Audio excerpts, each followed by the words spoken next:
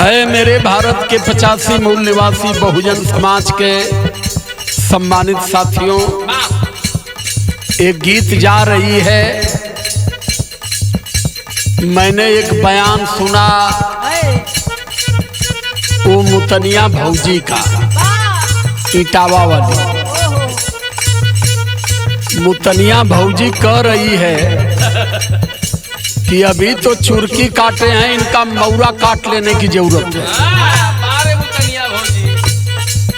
तो एक चीज बता दे रहा हूं, आपके बाप दादाओं ने आपको पैर के जूते में रखा था। मुतनिया भौजी इस बात को सुन लो, जो खेल खेल रही हो, एक खेल तुम्हारे समझ में आ रहा है, कोई समझ नहीं पा रहा है। तुम्हारे बाप दादाओं ने कहा था कि महिलाओं का सम्मान पुरुष के पैर के जूते के बराबर है। इनका काम चूल्ह चौका से लेकर बच्चा पैदा करने तक। लेकिन हमारे भगवान ने, हमारे विश्व रत्न बोधिसत्व बाबा साहब अम्बेडकर, तुम लोगों को सिर मोर बना दिया, धरती से उठा करके आसमान पर टांग दिया। तहजीब नहीं आ रही है तुम लोगों को, क्योंकि जिस गोबर खाने वाले खानदान से तुम लोग हो, तुम लोगों के दिमाग को भी उन लोगों ने गोबर बना दिया। मैं महिलाओं का अपमान करता नहीं, लेकिन समझाने का वादा करता हूं कि नारीत्व के हद में रहना चाहिए।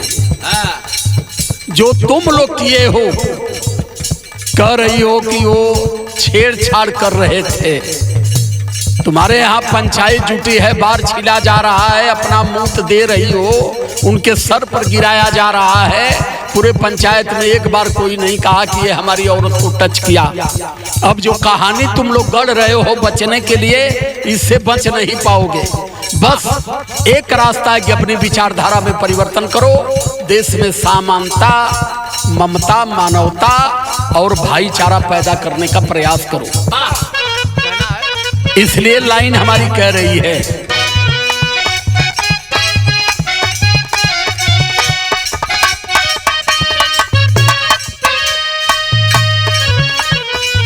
हम दूसरे के का कहीं जब अपनिए के ना समझा पावत, तो हम अपने समाज के लोगन के कहते हैं कि ये भैया हाई बात हमार सुन ला।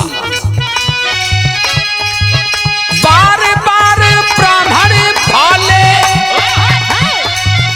बार बार ब्राह्मण भाले करी अपमान हो की, फिर भी ना यादो छोड़ी है, फिर भी ना यादो छोड़ी है।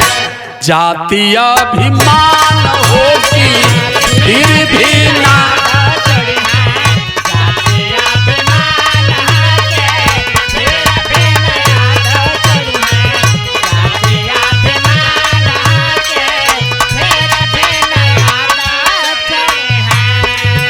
तौर से कह दे रहा हूं, जय यादव जय माधव जब तक बने रहोगे, तब तक अपने हक हकूक और सम्मान की हिफाजत नहीं कर पाओगे। इस चीज पर ध्यान दो। जितना अंगार बन के आंदोलन कर रहे हो, इस आंदोलन की आवश्यकता नहीं होती। आप अगर मेरी बात मानते, अपने विचारधारा में परिवर्तन कर लेते, तो आपका ये अपमान नहीं होता। लाइन कह रही है,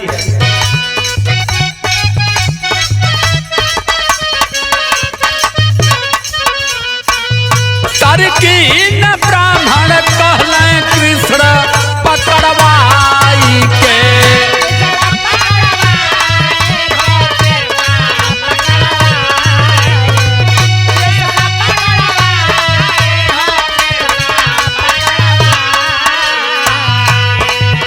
सुन महाभारत भइल रथ हकवाई के।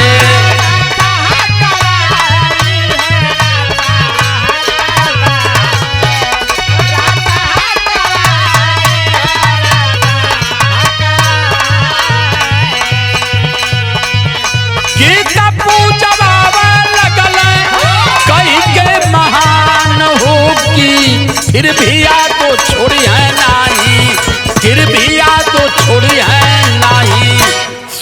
ना स्वाभिमान हो की जातिया भी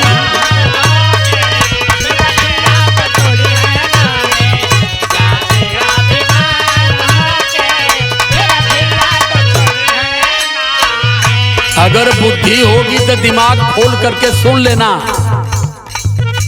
तुम्हारे भगवान कन्हैया थे और महाभारत में तुम्हारे भगवान को नौकर बना करके रथ खवाया गया और तुम्हारे भगवान को ये बता दिया गया 8 शादियां किए और 1600 पटा के रखे। यही यादवों की हैसियत है। 8 शादी करिए 1600 बजा के रखे हैं और उन्हीं के जय माधव जय यादव कई के ढो रहे हो।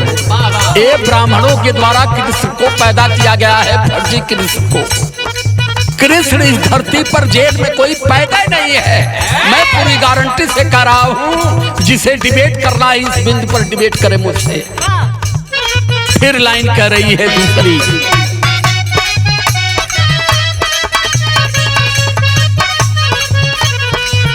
ब्राह्मण सा बचान लइया तो शूद्र जतिया।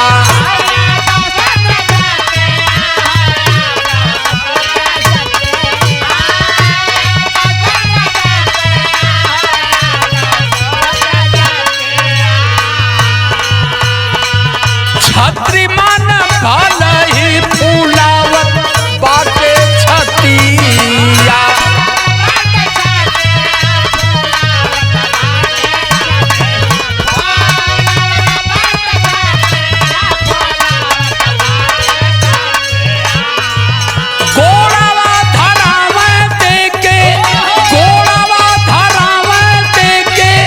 झूठा सम्मान हो कि फिर भी याद तो छोड़ी है नहीं, फिर भी याद तो छोड़ी है नहीं। जातीय अभियान हो कि फिर भी याद तो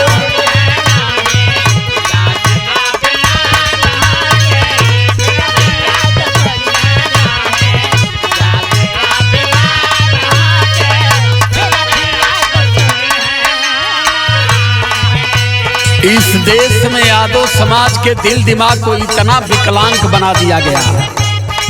इनसे हिंदू धर्म वाली रथ अखवावल जाती। जबले हिंदू धर्म यादव बनल रही हैं तबले रथ हमार हर हर हर हर चली। आई लाइन देखा का लिखत हो सूर्यभान कवि जी,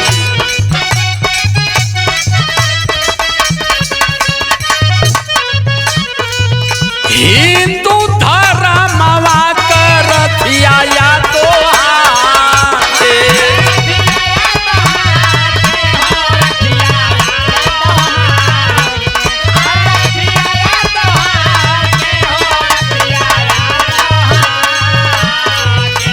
हिंदू धर्म की रथ यादों से हकवावे। यादों के का समझावे, दलित से ऊंचा कही के ये ता मिटावे।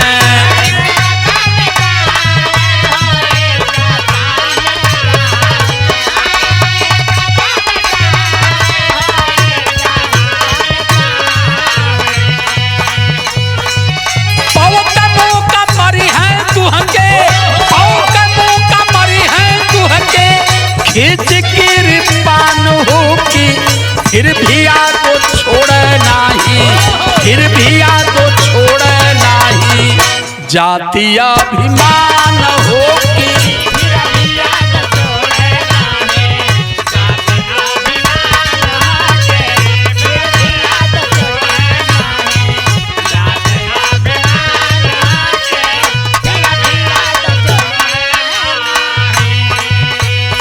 हिंदू धर्म के रथ का रथवान इन लोगों ने यादवों को बनाया और यादवों से कहे कि दलितों से आप लोग 100 लट्ठा ऊपर हैं। और ध्यान दीजिएगा कि कभी देश में चमारों के नजदीक मत जाइएगा और इन मार मोछी पर गुरला मारी मारी उनके शर्म लगत है। चमारन के दुआरे खाए या पिए में जब वोट आवत है तो जाए टिया करत हो उनका। छुआ चमार ना हमें। ये मानसिकता कहाँ बनाई गई? ब्राह्मणों के द्वारा मानव से मानव में मतभेद करने के लिए। एक तो इन्हों हमने जातियां में बांट दिया और ये जातियों में मिल करके अगर एक दूसरे के दुश्मन बने रहेंगे तो हम इनसे बराबर मलाई खींचते रहेंगे। लाइन कहत हो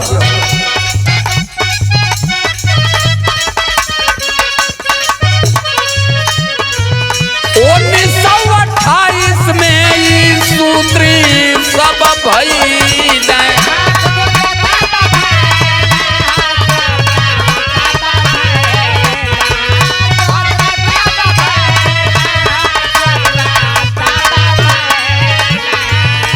स्वामी विवेकानंद कायस्थ समाज के थे, कलामान छत्री है। कलकत्ता हाई कोर्ट ने कहा कि तुम छत्री नहीं हो, तुम भारत के शूद्र हो, जहां हो वहीं रहो। बेसी बतियाने का काम करोगे तो लटकिया जाओगे। मद्रास हाई कोर्ट ने 1926 में अपना स्टेटमेंट 200 पन्ने में लिखा है कि इस देश का पिछड़ा 52% शूद्र है। जबरदस्ती जात हवा चुरकी ना कटाई, भाभी का मूत्र ना छिड़काई तो होई का? सही जाने के न तोरे पास पावर हो न सही जाने का प्रयास करत हो। तो ये बदे हाई लाइन हमार कहत हो 1928 में ई सूत्री तब कहइल।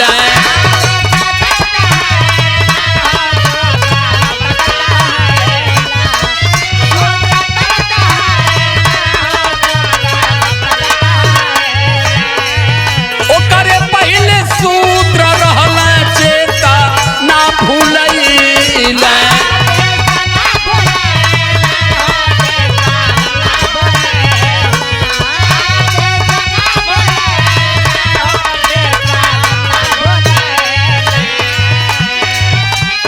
शूद्र से मानव कब हुए, सम्मानित कब हुए, शिक्षा में संपत्ति में सम्मान कब मिला? सुनो, मिलल अधिकार जब, मिलल अधिकार जब लिखायल संविधान हो की, मिलल अधिकार जब की आयल संविधान हो की, फिर भी याद जाति नहीं, फिर भी याद मूलत नहीं, जातीयाभिमान हो की, फिर भी याद छोड़त नहीं, जातीयाभिमान हो की, फिर भी याद छोड़त नहीं, जातीयाभिमान हो की, फिर भी याद छोड़त नहीं। खास तौर से इस देश में 52% पिछड़ों को कह रहा हूं कि तुम्हें कथा वाचने का, वेद पढ़ने का, वेद सुनने का अधिकार संविधान से मिला। तो संविधान नहीं पढ़ रहे हो, जा रहे हो भागवत पढ़ने। पहले उस लाइन को खोजो कि संविधान में हमारा कौन कौन सा अधिकार है। बाबा साहब अंबेडकर ने संविधान आर्टिकल 13 में लिख दिया कि जिससे मानव समाज का कल्याण नहीं है, ये संविधान सबको शून्य घोषित करता है। तो भारत का संविधान आर्टिकल 13 जब सारे वेद ग्रंथों को शून्य घोषित कर दिया, कथा बाँचले तो चुरकी कटेबे करी, मूत पिएबे करी। सुना, कथा वाचक भइले जब संविधान अइले,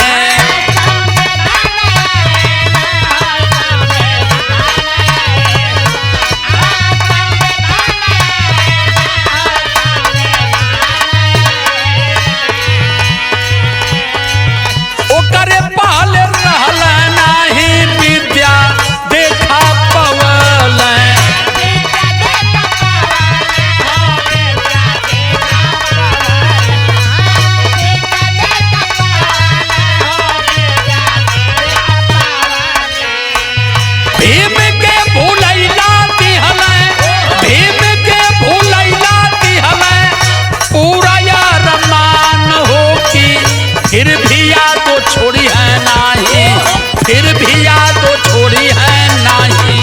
जातीय अभियान हो कि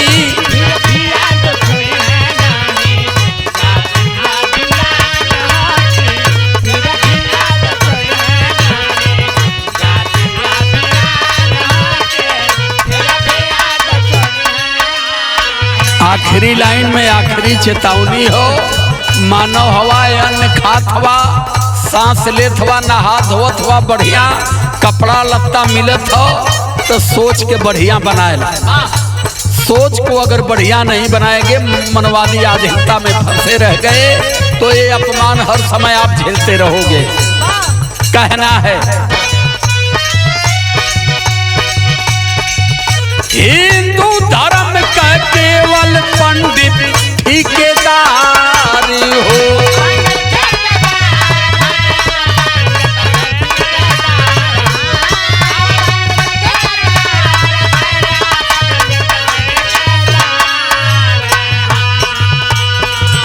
सूत्रों को मिला केवल बनना सेवादार हो।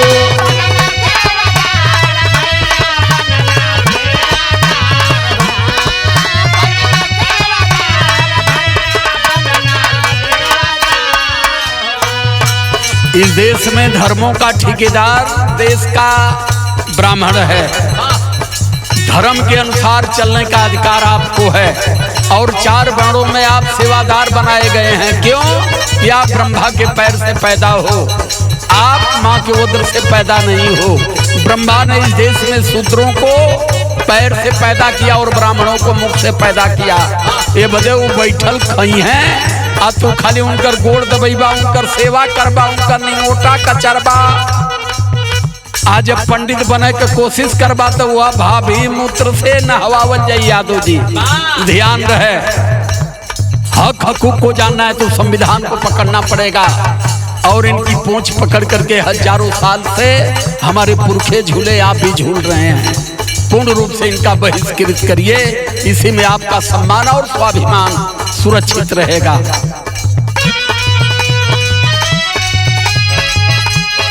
गाँव राजकुमार गीते लिखे सूरज भान हो कि फिर भी याद तो छोड़ी है नाही, फिर भी याद तो छोड़ी है नाही।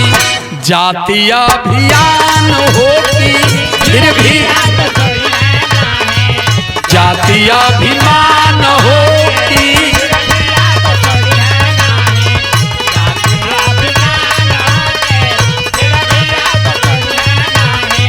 जातीय अभिमान हो कि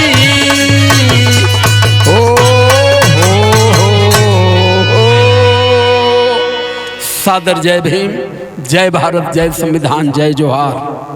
नमो बुद्धाय। बहुत बहुत साधुवाद।